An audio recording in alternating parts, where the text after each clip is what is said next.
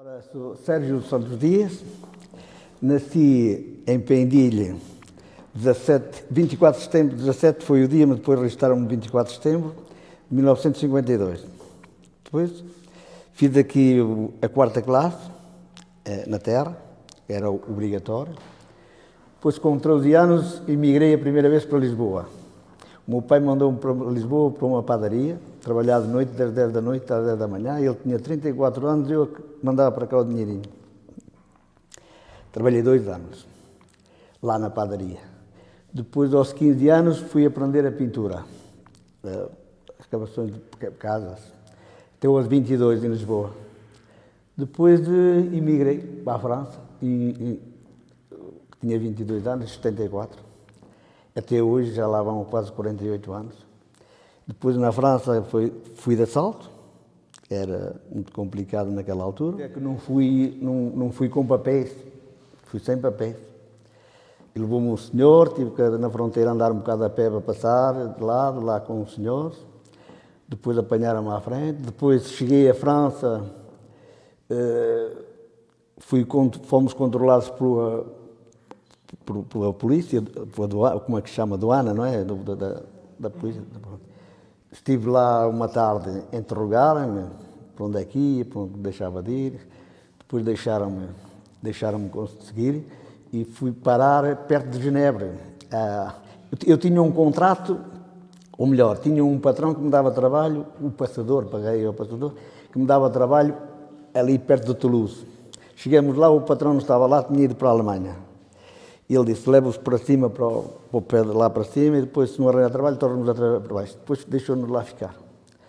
Depois, através do conhecimento de lá, arranjei trabalho com muitas dificuldades, porque não havia, ele deixou-me lá, não sabia, tinha um contrato para aquele, mas depois já não sabia. Se lá havia, disse, se não houver, torna-nos a trazer para o mesmo. Depois encontrei lá pessoas daqui, da minha terra, por sorte, e lá consegui. Depois eu jogava futebol, eu joguei futebol federado em Lisboa, garoto. E fui lá para uma equipa de portugueses. Tu jogas futebol? Jogo, dou-lhe um jeito. Então fui treinar, joguei com a licença do amigo meu logo. Depois do conhecimento daquelas pessoas, levaram-me ao melhor sítio para as coisas correrem melhor. Depois arranjei trabalho num patrão que trabalhava na pintura, mas sem papéis. Depois tive um azar de ter um acidente com um colega que me levou de moto para irmos a receber o dinheiro ao fim do mês. Estive um mês no hospital, e esse mês que estive no hospital, depois para vir embora não tinha onde ficar, eu vivia lá com outra pessoa, e o hospital disse, então, ficas aqui o tempo que quiseres. Agradeço à França, que aqui se calhar não deixavam fazer isso, não é? E depois fiquei lá, depois tive a sorte de fazer um contrato de trabalho nas minas dos champignons, dentro das minas, na agricultura, que não faziam trabalho para as obras, não faziam contrato, tive que fazer, pronto. Depois fiz o meu contrato de trabalho, andei lá 14 meses, depois arranjei trabalho para a pintura e arranjei um trabalho de uma escola, como quem diz, escola para mim. Trabalhava de empreitada, dava-me trabalho, dizia, tu fazes este trabalho ao metro. E com a ambição, nós imigrantes, a gente trabalhava noite e dia para ganhar, para vir embora, né? Os primeiros anos que a gente lá está, tem a ideia de para vir, os primeiros 10 anos. Depois as coisas complicam-se, mudam-se e melhoram. Tudo. E então foi sempre trabalhar de empreitada, trabalhei sempre ao rendimento, que era uma coisa que eu digo, toda a gente devia ganhar o que faz, porque há muita gente que anda no trabalho, mas não faz nada. Né? Depois meti-me por minha conta a trabalhar, ainda foi melhor. Depois casei-me, arranjei ali a minha princesa lá, conhecia lá também. E o que é que aconteceu? Tenho 5 filhos, 5 rapazes, 11 netos, uma maravilha. E todos estudaram. Um não estudou, mas fez os estudos profissionais, trabalha, faz casas e pronto. E nenhum fuma, tenho uma sorte, tive sorte. E graças a Deus, até hoje, com muito sacrifício e muito trabalho, porque eu tenho 47 anos de França, mas tenho alguns 60 de trabalho. Trabalhava noite e dia, ia jogar a bola à quinta e sexta-feira, à terças e quintas para os treinos, ao domingo ia trabalhar de manhã e de tarde ainda ia fazer o jogo de futebol. Bem, qual é que era a ocupação dos seus pais aqui na A terra? ocupação dos meus pais era a agricultura. Olha, lembro-me que o meu pai, se eu deixasse fugir as cabras para os outros, batia-me em cima. Os pais não sabiam dar educação. A educação era a pancada. E eu eduquei os meus filhos à palavra, já não foi à pancada. Mas antigamente era, batiam, pronto. E depois o meu pai, quando eu fui para Lisboa, só tinha uma vaca, aqui tinha uma vaca, e depois juntavam as duas para fazer os trabalhos. Mas não era dele, era alugada. Pagava metade. Eu é que tive que ir para Lisboa para pagar aquilo tudo. O meu pai era proprietário de poucos terrenos, que a minha avó tinha morrido, mas tinha dado pouco, e arrendava. Pagava, semeava um terreno, dava metade ao proprietário do terreno. Era metade. Ok, perfeito. E lembra-se das condições de trabalho nessa altura? Condições os seus pais... muito miseráveis. Eu fui para Lisboa, como disse, depois aos 15 anos vi que aqui que era muito miserável, a minha mãe caiu doente e eu puxei os meus pais para Lisboa. Puxei os meus pais para Lisboa e disse, vocês aqui nas terras não andam bem. Até aos 18 anos, até quando tinha 18 anos, puxei-os para Lisboa. O meu pai não queria trabalho. A minha mãe trabalhou sempre nas terras, muito, mas o meu pai não queria. E diz o meu pai, agora temos que ir embora, ao cabo de 3 anos estar em Lisboa. Vocês podem ir embora? Não, a minha mãe não quer ir, já trabalhava lá numa casa de órfãos, de garotos, de crianças. E depois a minha mãe disse, não diz que não vais. Não, pronto. Mas o meu pai queria vir. E então o que é que eu fiz? Vim com eles, abri um negócio aqui, uma taverna, me chamavam café. Aqui em Pendilho. Mais ou menos em que ano, sabe-me dizer? Foi em 72. Abri um negócio, trabalhei ali, era uma casa muito defumada, tudo, renovei tudo, e naquele tempo era boa aqui.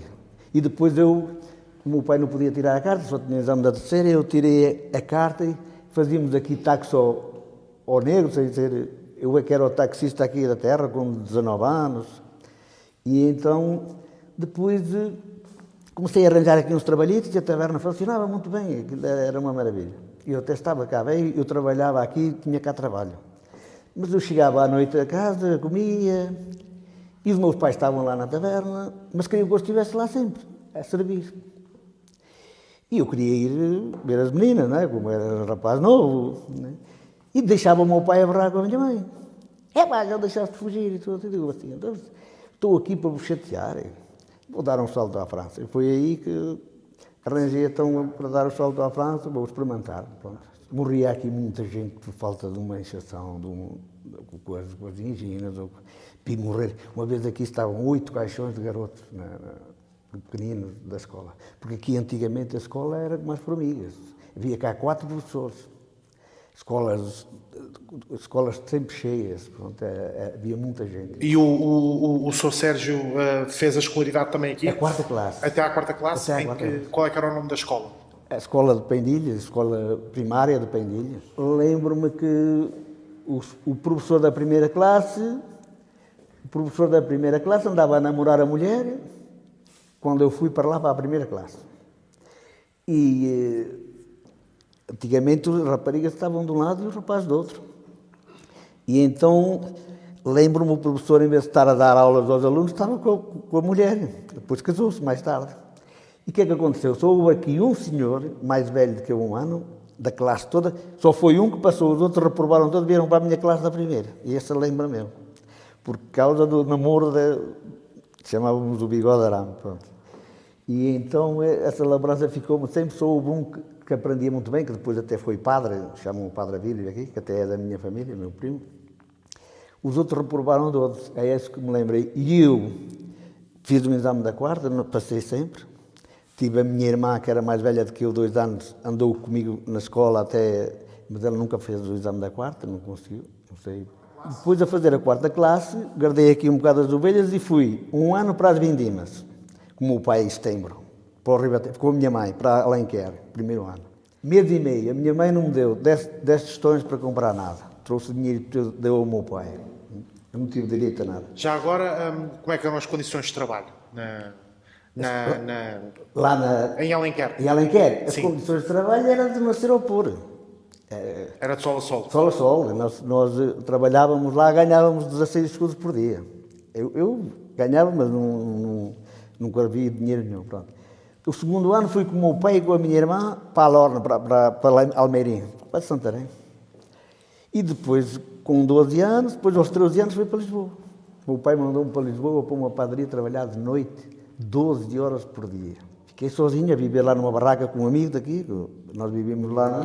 Era onde? Era na Vila Ferro, encostado aos Arcos das Águas Livres. Muito bem.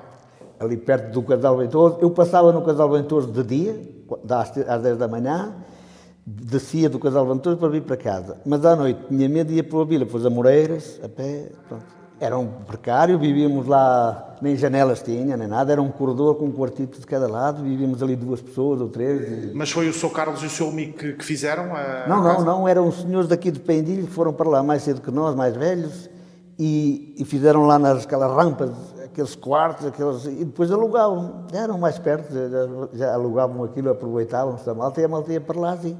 Olha, foi, entre 12 anos, foi em 1965, por aí. Por aí, ok.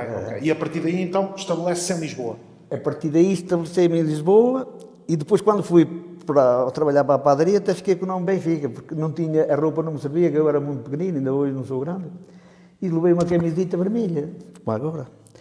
E começaram-me na padaria, tu és Benfica, pá. Sou, eu não sabia que era o Benfica, nem nada. Olha, ficas Benfica, pronto. Fiquei Benfica lá na padaria os 2 anos que lá trabalhei. Depois, aos 15 anos, trabalhei na pintura, até ir para a França. Quais é que foram assim as principais diferenças? Já tive uma diferença daqui para Lisboa. A coisa que me deixou mais saudade de Pendilho foi a água e o ar. O ar lá nos quartos era abafado, aquelas barraquinhas, um ar muito quente, e a água muito quente, muito mal saborosa, em Lisboa. Quando fui para a França, o que me deixou mais surpreendido foi a mentalidade dos franceses.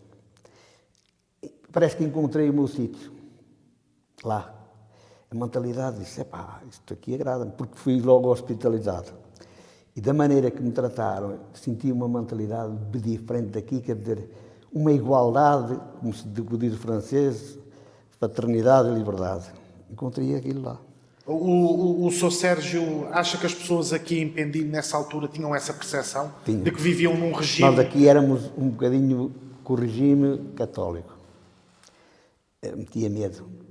Toda a gente, só via cá um senhor que se chamava no maçónico, que esse não tinha medo. Mas o resto era dominado pela religião.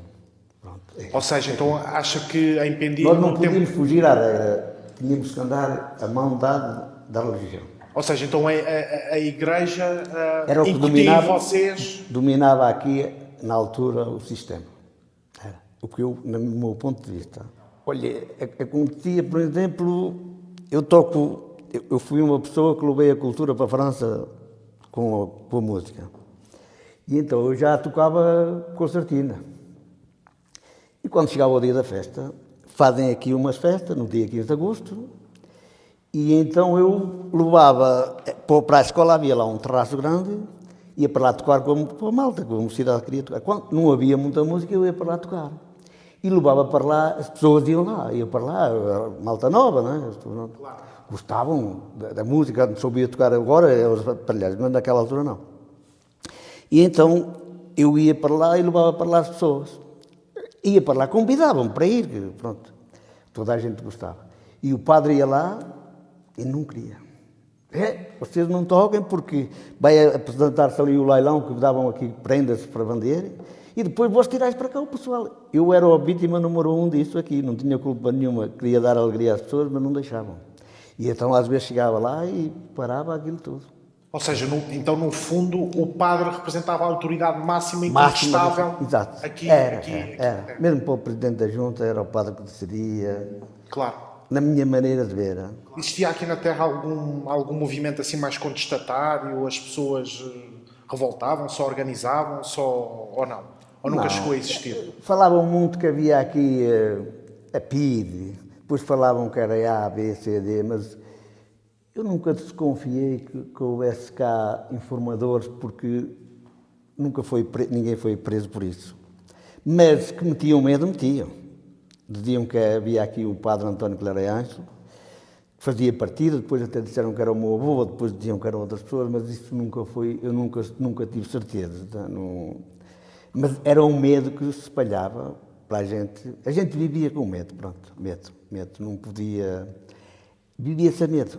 Claro. Não se podia ouvir o rádio Moscovo, o meu pai tinha um rádio, tinha que o pôr bem debaixo do travesseiro para ninguém ouvir. Mas o seu pai ouvia a Rádio Moscovo? Ouvia, porque o meu pai infelizmente esteve preso em Alcoentres. Ah, então o seu pai chegou a ser preso. Esteve preso. E depois o meu pai era um bocado... O meu pai teve uma infância muito rica. Mas depois teve o azar que a mãe morreu muito cedo. E depois secou essa infância. E depois ficou revoltado da mãe morrer com 46 anos. Revoltado. Depois era muito violento. Depois fazia asneiras, esteve preso 4 anos em Alcoentres. Uma vez veio de lá, 2 anos, foi para lá passar 8 dias outra vez. Esteve preso por muitas coisas, até por roubos. Ah, por crime de delito comum. Pronto, Okay. Pronto, porque acompanhava com um senhor que o meu pai era um guarda-costas de alguém, tinha um medo. E depois levou outro para roubar, levava o meu pai. E o meu pai também era cúmplice. Porque o meu pai ficou revoltado de lhe tirarem o bem que tinha da minha avó, porque o meu avô enriqueceu com o minério no tempo da guerra, e depois a minha avó morreu, e o meu avô casou-se com outra mulher e tirou de nós lá para fora. Ficamos cá fora sem nada. E o meu avô, infelizmente, naquela altura não se apercebeu. Ou o meu avô, quem estava com ele, não se aperceberam que o meu pai que estava mimado, e depois foi como quem cortou, secou de uma torneira, pronto. E ele depois não aguentou aquilo. Ou seja, então o seu pai ouvia a Rádio Moscovo mais num ato de rebeldia do que propriamente Exatamente. de identificação o meu com pai aquilo que estava a ser dito. no futuro até queria ser comunista, no sentido de igualdade, mas para trabalhar se calhar não. Para trabalhar se calhar não, porque ele dizia, somos todos iguais, mas eu trabalhar não queria que tivesse dinheiro como o outro. Pronto. Mas o seu pai não tinha ligações ao Partido Comunista na altura, então? Não, o meu pai nunca pertenceu a partido nenhum, mas dizia que era comunista. Mas era só por igualdade, porque ele dizia que o Partido Comunista que era igual para todos, coisa que eu nunca compreendi isso, e que tenho que me levantar de manhã, seja como que partido, e ninguém se levanta por mim, não é? Mas naquele tempo não pensava, claro. Pronto, era assim a vida. O meu pai, assim, revolucionário, não, toda a gente tinha medo dele. Ok. Era muito violento. Não, mas eu digo... a respeito da terra, se existia assim mais alguém aqui na terra. Só via cá um senhor, que não era muito boa pessoa, mas não ia à missa. Não gostava do padre. E então chamavam-no maçónico, pronto. E era uma boa pessoa. Mas o Sr. Sérgio sabe se ele estava em algum Nunca movimento? soube, porque ele era muito velhinho, na altura, para mim, os filhos dele hoje já têm 85, 90 anos. Um filho dele era da idade do meu pai. E eu lembro-me ele ser um revolucionário contra a igreja. Mas nunca soube porquê, não ia à igreja, mas também me lembro de ser muito boa pessoa. Ninguém gostava dele, se chamava no maçónico. Ele é que era como é que se chamava, o rei da festa, pronto. Exato. Se calhar ele é que estava certo, eu não sei, porque eu não critico quem gosta da igreja A, B ou C. Cada um tem que se sentir bem, logo que não se dê prejuízo, não é, às pessoas. Antes de ir para a França, o que é que fazia em Lisboa? Trabalhava na pintura. Na pintura, sim. Ok. Então conte-nos um bocadinho do seu trabalho na pintura. Tirou algum curso ou... Não, tirei um curso com um senhor que era mais do que meu pai. Tive um patrão que me ensinou, um patrão muito inteligente, era da idade do meu avô. E então esse patrão, havia aqui outra pessoa, meu amigo, agora foi com 15 anos, de 52, em 67. Muito bem. E depois esse patrão media a inteligência de cada empregado. E dizia, este serve, aquele não ligo. E depois lá viu que eu tinha alguma coisa para aprender e ele ensinava-me os pontos nos is. Ele sabia fazer muita coisa, mas não sabia fazer tudo. Mas sabia como é que se fazia. Dizia-me assim, e nós fazíamos muita coisa. Nós renovávamos aqueles apartamentos antigos em Lisboa, que ainda tinham a casa de banho, o retrete cá fora, nas varandas, E fazíamos uma interior para renovar já naquele tempo, nos anos 67, 68. E punhamos móveis na cozinha e ele dizia, cortas assim a tábua, fazes... Se eu cortasse uma tábua, aquele homem sabia se tinha sido eu que a cortei ou se foi o outro colega. Era um patrão atento. É atento. Uma vez pus um fecho de uma porta e ele só me disse assim, anda cá, daqui lá à porta. A porta, o fecho estava assim, repara para ali.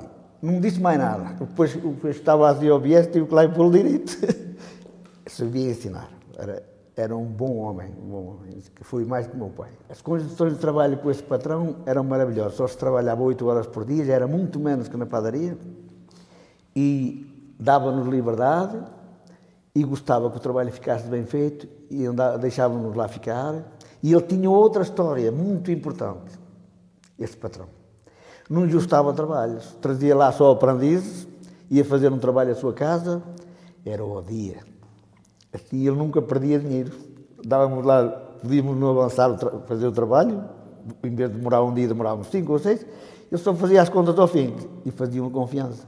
Então os meus empregados andaram cá 7 dias, pronto, marcava, nunca perdia, e ensinou-nos a trabalhar. Pronto. Eu aprendi assim, já em França aprendi a trabalhar de empreitado, ou ganhava ou não ganhava, depois trabalhei por minha conta, tinha que escolher os fregueses e deixá-los bem servidos, para eles me trazerem outros bons, porque um cliente traz mais, não é? E eu aprendi isso tudo devagarinho, lá se foi chegando, porque ninguém me ensinou nada, tive que aprender. Depois também tive muitos conhecimentos, andei sempre na cultura portuguesa, nos ranchos folclóricos, fui sempre o responsável do folclore lá na França, depois também tinha muitos conhecimentos, inclusive ainda andei 5 anos num folclore francês, ainda aprendi também culturas francesas. Já agora, mudou alguma vez de habitação em Lisboa ou esteve sempre na mesma? Diga? Mudou alguma vez? Mudei muita vez. Morei na Mosgueira, morei no bairro da Liberdade, morei na Vila Ferro. Mudava sempre, eu de vez em quando tinha que mudar. Então, com 22 anos, emigra para a França, a Salto, é isso? Diga uma coisa, antes ou depois do 25 de Abril? Foi o 25 de Abril, e eu fui em outubro. Estava em Lisboa. E lembra-se do dia? Lembro-me. Tem alguma memória? Conte-nos Tenho. Do 25 de Abril, eu quis ir trabalhar e não deixaram passar lá nos carreiros, porque nós íamos a pé até Campo Lido para apanhar um elétrico, ali para fora, e então estavam lá tropas, e esteve um amigo meu a comer comigo à noite, e estava em Campo Lido na tropa, mas ele não sabia. Ele comeu comigo à noite, saíam do quartel. Ou seja, na noite do dia 24? Na noite do dia 24. Ele não sabia, não me disse nada. Só era aquilo que estava em segredo. E depois foi-se embora, diz ele, cheguei ao quartel, Campo Lido, deram-me uma arma verdadeira, com munições verdadeiras, então, o que é que se passa? Não sabiam nada.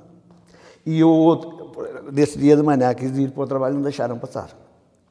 Depois eu também estive na manifestação no Carmo, quando estava lá o Marcelo Gaetano, que nos queria render ao capitão... Ao Salgueiro Maia, que tiveram de chamar o Spínola. Exatamente.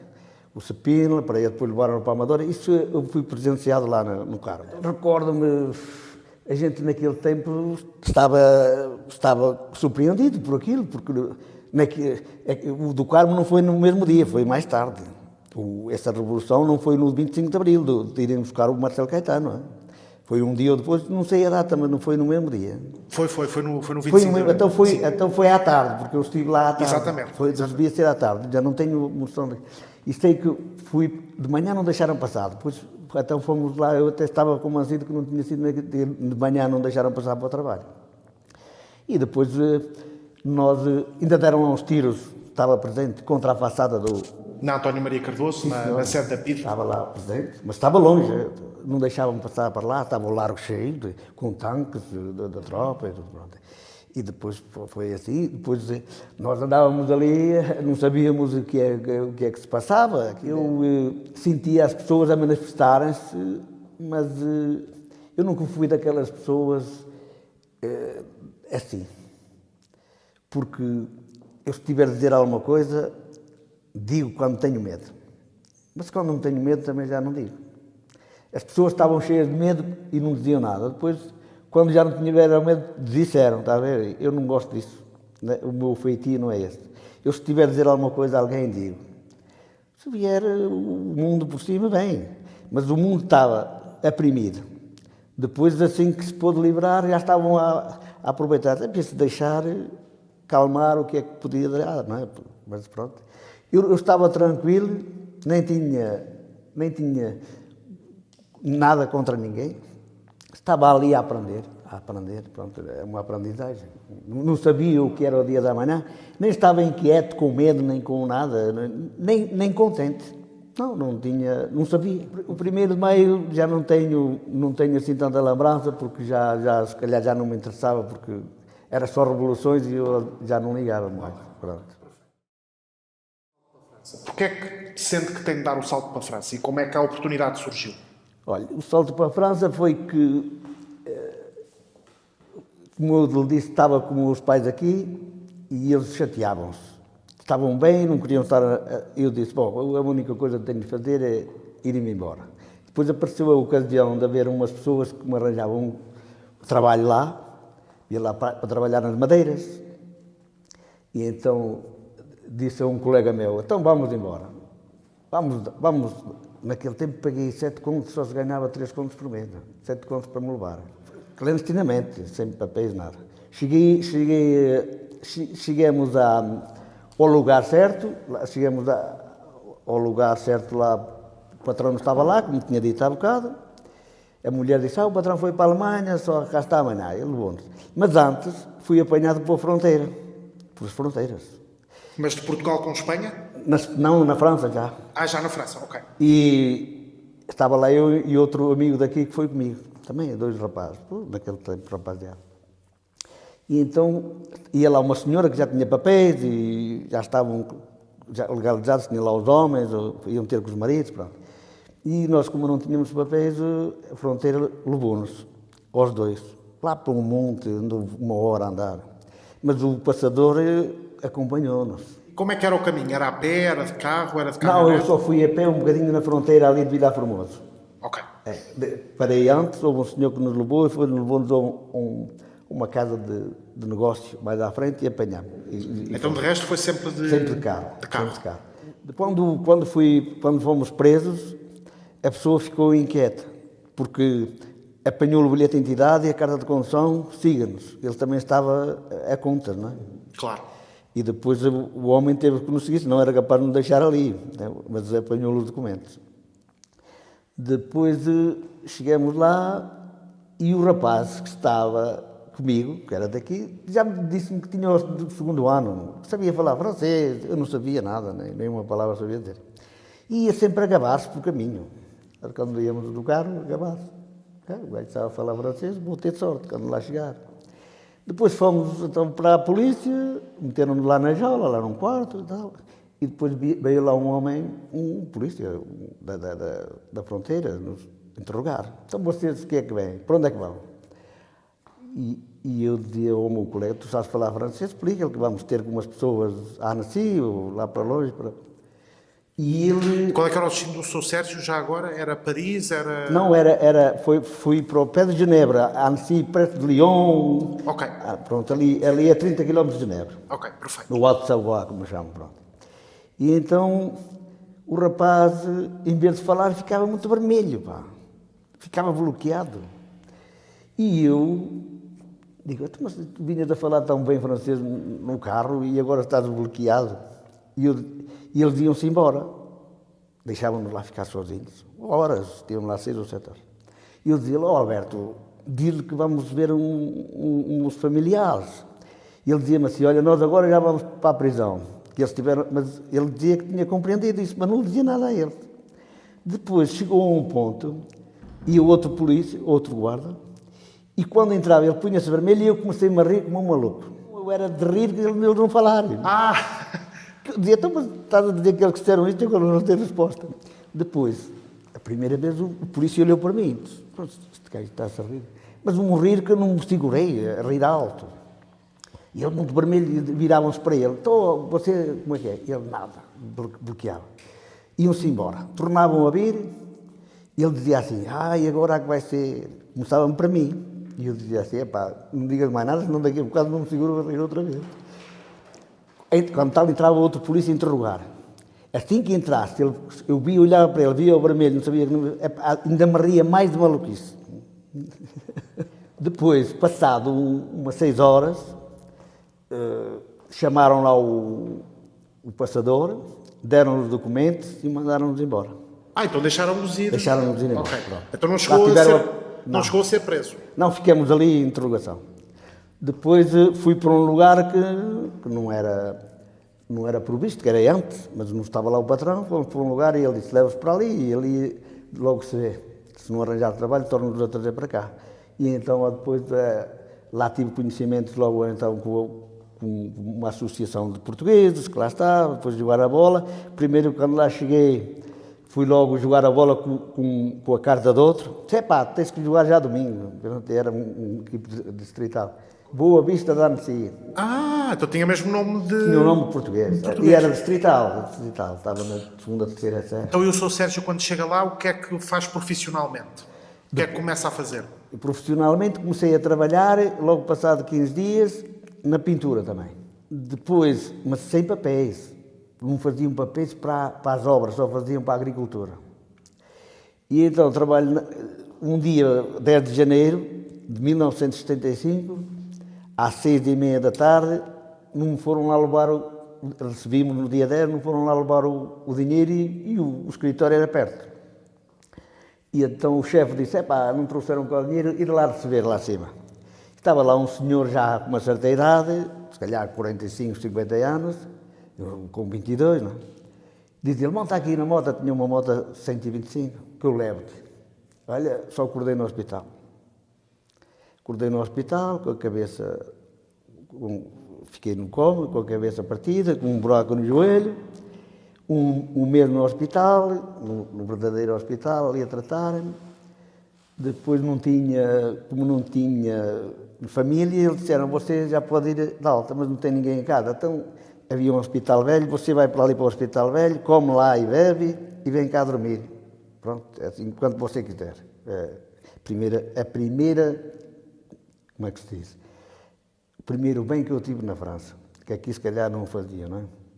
Poderiam ter feito, mas não tem. Claro. Foi logo esse bem, pronto. E estava sem papéis e sem documentação? Sem nada. Não me mandaram embora. Pronto, deixaram-me lá estar. E depois, quando nasceu o meu filho mais novo, um ano e tal depois, eu me casei em 75, nasceu em 76. Eu não tinha segurança complementar, como é que chama? Suplementar. Sim. Pronto. E depois o hospital chamou-me lá, o meu filho esteve internado, e chamou-me lá e disse-me assim, você arranja uma segurança complementar, porque já pagamos uma fatura por si em tal data, você não tinha papéis. Disseram-me aquilo ali. Depois então tive que arranjar uma mutuel, que chamam-se mutuel, uma segunda, porque lá, por exemplo, se paga 80% da segurança normal, é preciso outra segurança para completar o resto, pronto, para ser a 100%. Quando recuperei, já o patrão foi condenado, ainda me deu a mim 5.000 francos, que ele não me devia nada, coitado, ainda foi condenado para me ter lá as pessoas a trabalhar sem papéis. E depois não faziam papéis, e então a mesma pessoa que me arranjou trabalho, por sorte de ir lá encontrar, também me arranjou trabalho para a agricultura, então para as minas, trabalhar para as minas, o champignon, que era os tortulhos. E a minha função, como eu tinha a carta de condução, era trabalhar com os tratores e metíamos lá, era estrume e sacos e metíamos dentro, eram umas minas de carvão antigas, e havia uma mina com minas e metíamos lá 1.000 sacos numa mina, depois aqueles sacos estavam a dar o champignon, os tortulhos, e depois o outro já dava menos, o outro ainda menos, e íamos renovando aquilo, trabalhávamos e depois tirávamos os velhos, tornávamos a barreira. E como é que eram as condições de trabalho aí? As condições de trabalho eram muito físicas, muito físicas. Era sacos de 40 quilos, com o trator a carregar sacos e a descarregar, é sempre difícil. Eram 8 horas de trabalho? Era 8 horas de trabalho. E ganhava quanto ao dia, mais Pouco, ou menos, lembra-se? Naquele tempo eram 1.000 francos, que era o ordenado mínimo que dava. 1.000 francos corresponde hoje a 150 euros. Depois fui trabalhar então para as obras, quando acabei o meu contrato de trabalho, e aí fui trabalhar para um patrão e ele tinha lá pessoas a trabalhar em empreitada, que eram pedreiros, mas os pintores não queriam, porque queria o trabalho bem feito, que era nós que saímos últimos da obra. E ele dizia, pá, acaba-me aquela obra. Dizia, dê-me também de empreitada, como os outros. Pá, não posso dar, vou deixar o trabalho mal feito. Tanto bati na mesma tecla até que ele deu o trabalho de empreitada. Depois eu trabalhava sábados e domingos à noite para ganhar dinheiro, que era o que eu queria naquele tempo. E depois deu-nos o trabalho sempre de empreitada. Depois eu ocupei-me dos pintores, depois daquilo estive lá aprendiz. Pronto, então, mas ou seja, mas tinha o contrato de trabalho aí... Aí, depois fez o contrato de trabalho no Champignon. No Champignon, depois do contrato de trabalho, renovei as minhas cartas de trabalho, logo para 10 anos. Primeiro foi para 1 ano. A primeira carta de trabalho e de sanjuro, como eles chamam lá, para estar a habitar. Depois, ao cabo de 1 ano, foram renovadas, que às vezes podiam ser renovadas para a agricultura e não podia trabalhar para as obras, mas veio para tudo. Veio. E então, como renovaram para tudo, eu tive a sorte de arranjar trabalho então para o meu trabalho, para aquilo que eu gostava de fazer. Os franceses olhavam para a imigração portuguesa com bons olhos, não como hoje. Muitos trabalhadores. Hoje olham para alguma imigração portuguesa moderna com aproveitamento. Se quiser que eu diga um caso... Faça o favor. Eu parava lá no café, eu fui sempre dos cafés de manhã, né, café, e há 6, 7 anos atrás, se calhar 8, quando começou a vir a segunda imigração, depois das crises, apareceu-me lá uma senhora, um casal com 4 filhos. Portugueses? Portugueses. Mas estava já lá a trabalhar. Eu ganhei confiança com a pessoa, com o homem, e a mulher, 4 filhos, e um tinha deficiente, uma cadeira de rodas, pronto. E então a mulher disse-me assim, lá a falar, eu em Portugal davam 20 euros por cada filho e davam mais 100 e tal para a ajuda do meu filho. Aqui só para a ajuda dos meus filhos dão 1.200 euros. O meu homem, se quiser ir, que vá, mas eu não vou para Portugal. Eu quero estar aqui e ajuda-me a pagar o apartamento. E eu disse assim, olha, uma coisa boa, porque eu, 5 rapazes que tive lá, 5 filhos, foi uma maravilha. Ainda lhe conto outra história muito importante. Eu, quando vim, os primeiros anos, construí aqui a casa, não é? Mas depois entendi que os filhos que nos podia trazer para cá, já tinha 4, disse, vou construir aqui uma casa, vou fazer um crédito. E então fiz um crédito, tinha o dinheiro para o terreno, já tinha dinheiro para vir para cá, mas não quero vir. Os filhos, pronto, muitos fizeram essa asneira. Mas o Sr. Sérgio está a falar onde? Na França? Na França, sim, na França. E então eu disse... Portanto, o Sr. Sérgio construiu a sua casa. Exatamente. Okay. E eu então decidi desconstruir. Peço um crédito ao banco, tinha dinheiro para o terreno, mas não tinha para a casa. Eu pedi 320.000 francos, na época, para a casa. E como tinha 3 filhos, a partir de 3 filhos, o que é que aconteceu? Fiz um crédito, pagava 3.200 francos por mês. Eu pagava 1.500 de educação nas casas sociais. 1.500. Depois eu digo, pago o dobro, mas a casa vai ser minha e pronto. Mas, por ter 3 filhos, ajudavam a pagar o crédito. 1.200 francos por mês. Quer dizer, do meu bolso só saíam 500. Aqui fazeriam isso? Os franceses olhavam, enfim, com bons olhos para a imigração portuguesa, mas hoje em dia isso já não acontece. É isso? Não. Isto é assim, na minha maneira de ver, sempre houve racismo.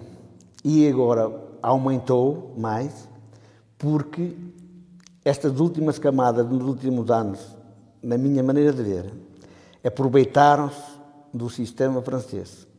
É muito bom aproveitar-se. Pronto, e melhor para eles. E há gente que às vezes não sabe defender, se calhar bem, e botam a culpa, não é?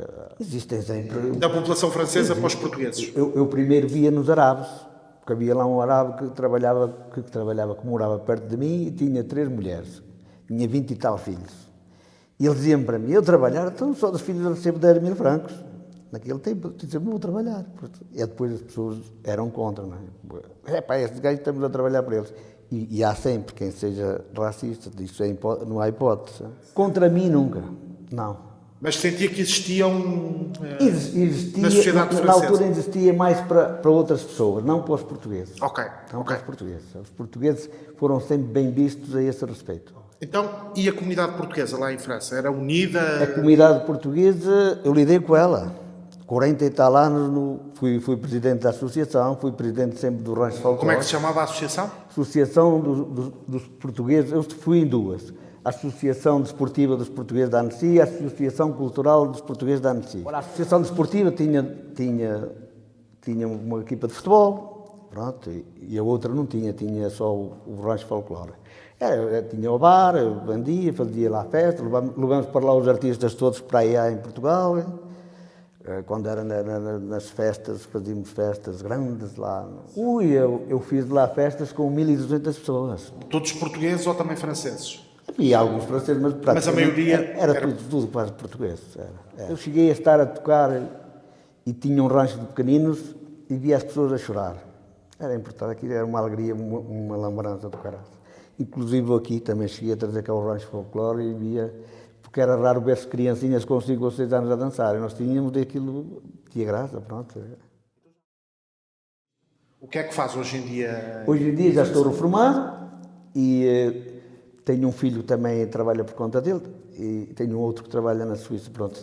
Mas continua a ter habitação na França? Eu tenho habitação. Depois vendi essa casa e fiz outra maior, se um dia for preciso guardar os filhos lá todos, pronto. Acha que sempre teve algum tipo de ligação aqui a Pendilho, mesmo quando morou em França? Vinha aqui a Portugal? Tive ligação com os meus familiares, não é? Com a minha mãe, inclusive estou cá por causa da minha mãe, que tem 93 anos, e eu estive cá com o meu pai, vi morrer na minha mão, estive com o meu sogro, com a minha sogra e agora com a minha mãe. Vinha cá de quanto em quanto tempo, mais ou menos? Olha, quando o meu pai esteve doente, eu agora não tinha... vinha cá se for preciso 2 vezes no mês. Quando o meu pai esteve doente, vim cá 9 vezes no ano. Deixei cá a minha mulher trabalhar por ele. Tinha um filho ainda com 10 anos. A gente tem que cumprir o nosso dever. Os outros, se não cumprirem, eles é que são responsáveis. Conheceu a sua mulher na Ora bem, França? pronto, conheci a minha mulher na França. A minha mulher foi para lá 15 dias depois de mim. E ela tem um irmão que está casado com uma senhora de Vila Cova à Coelheira aqui. E essa senhora tinha lá um primo também, pronto, primos. E esse primo está casado também com uma prima minha, calhou a ter tudo assim. Ficou tudo em família. E um então. dia na feira, esse meu primo, que eu nem o conhecia, disse-me assim: o que é que estás aqui a fazer? Ele conheceu-me aqui de férias. Eu, com o carro, acho que tinha um furo e ele ficou com aquilo marcado. Eu disse: quem é que és tu? Eu já tinha estado com ele em Lisboa quando era mais puto, mas não o conhecia. Eu sou o Abel, pá, pronto. E então levou-me logo para casa e tal, e nunca mais me deixou. E depois levou-me à casa do irmão da minha mulher. E por sorte encontrei lá esta prenda. Depois da partida dali, pronto. Isso mais ou menos em que ano? Em que ano é Foi em que se... 75. Como é que o Sr. Sérgio olha hoje em dia aqui para a terra, para Pendilho? Com tristeza, com tristeza. Está muito abandonado. Só se vê, se você vier aqui filmar quando vão para a missa, só se vê praticamente gente idosa. Crianças, algumas, mas infelizmente já na escola aqui trabalham. E deixa-me tristeza para aquilo que eu vi antigamente, porque antigamente aqui era tudo cheio de gente nova, pronto. Mas agora quando estou ali às vezes a ver as pessoas ir para a missa, fico triste que uns vão com umas muletas, outros, é quase tudo assim. Olha, da minha terra gosto mais de estar cá pelos meus pais, porque o resto já não me deixa grande, e de amigos que cá tenho. O resto não me deixa mais saudades. Só me deixa tristezas, porque não vejo, eu estou num sítio, eu fui para o sítio certo, das mentalidades certas, e deixa-me essa tristeza disto não estar a desertar. Eu até digo que mais tarde isto ainda vai ser habitado por outras pessoas, porque morrendo os velhotes não ficará cá ninguém, não sei, pronto.